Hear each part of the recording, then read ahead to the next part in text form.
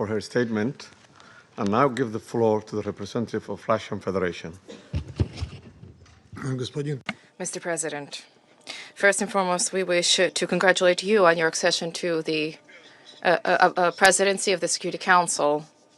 And second, we wish to welcome the newly elected members of the Security Council.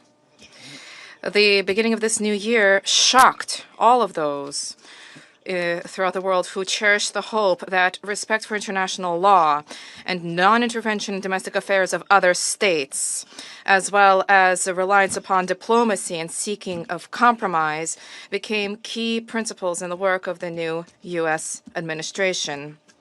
The assault against the leader of Venezuela, compounded by the deaths of dozens of Venezuelan and Cuban citizens, in the eyes of many, has become a harbinger of a turn back to the era of lawlessness and U.S. domination by force, chaos, and lawlessness, which continues to afflict dozens of states in various regions of the world.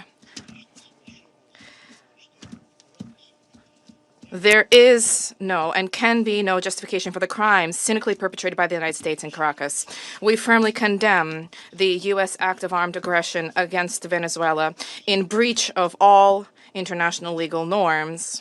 In connection with the confirmed reports about the presence of the abducted president of Venezuela, Nicolás Maduro, and his spouse in the United States, today, as we are aware, they are in New York, we call upon, corrects the Speaker, the U.S. leadership to immediately release the legitimately elected president of an independent state and his spouse. Any problems existing or conflict between the United States and Venezuela need to be resolved through dialogue. And this is precisely what is enshrined in the UN Charter, the purposes and the principles of which a number of states in recent years have begun to apply selectively, depending upon the political landscape. Today, we are reaping the consequences of their recklessness and selectivity in matters related to respect for the norms of international law, which were linked to the so-called rules-based world order. Here is your rules-based world order in all of its glory, which is horrifying even the staunchest Atlanticists. Mr. President, we extend our firm solidarity with the people of Venezuela in the face of the external aggression. We firmly support and completely support the policy of the Bolivarian government, which is geared towards protection of their national interests and the sovereignty of the country. Washington's aggressive acts have already been condemned by many states and multilateral associations, including the Non-Aligned Movement, the African Union, as well as a group of friends in defense of the Charter of the United Nations. We hope that the international banditry will immediately be met with objective and comprehensive assessment at the international legal level with United Nations, universal mechanisms, and other multilateral formats being brought to bear. This process must not be impacted by the recognition or non-recognition by any given states or groups of states of the legitimacy of Nicolás Maduro.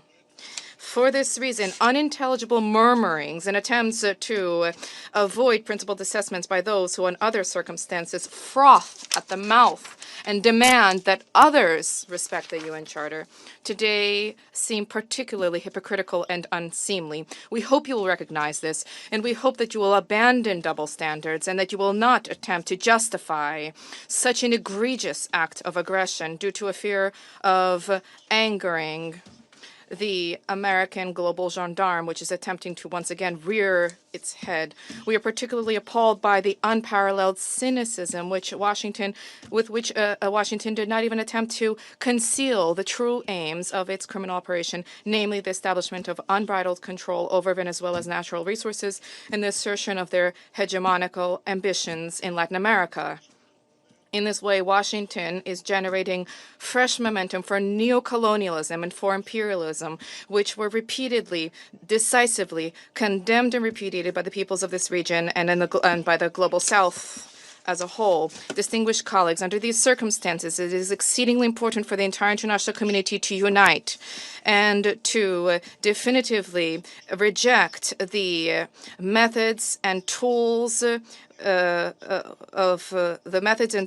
U.S. military foreign policy, which have been demonstrated in the case of Venezuela. This is the only way it is possible to compel Washington to revisit and to abandon their dangerous misconceptions. As we stated during previous meetings on Venezuela, the bell now tolls across the region, ringing for every country of the Western Hemisphere.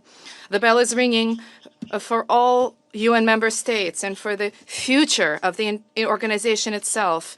Failing to hear this call today is tantamount to projecting cowardice and a lack of principle, essentially blessing ongoing encroachments of international law and rejecting civilized international conduct as a whole.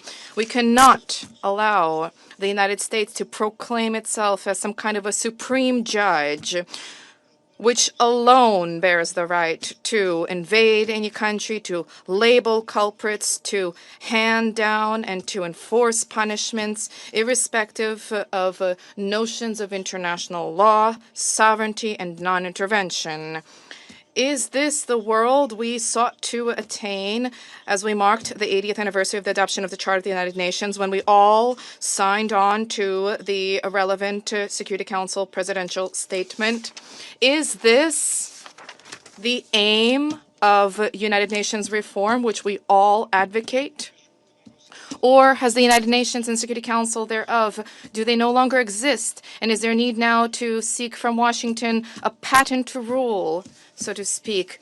And is the self-determination of every person's and their right to determine their future worthless? These are the questions that we all must address today. And if this response is sincere, if it is principled, then perhaps the U.S. leadership, too, which openly is asserting intention to run another country for the benefit of the United States, they will perhaps glance at their own constitution, their constitution of the United States, which begins with the words, "We the people of the United States," and will begin, in fact, to recognize the sovereignty of other states rather than deposing inconvenient regimes. Thank you. I thank the representative of Russian Federation and now give the floor to the representative of China.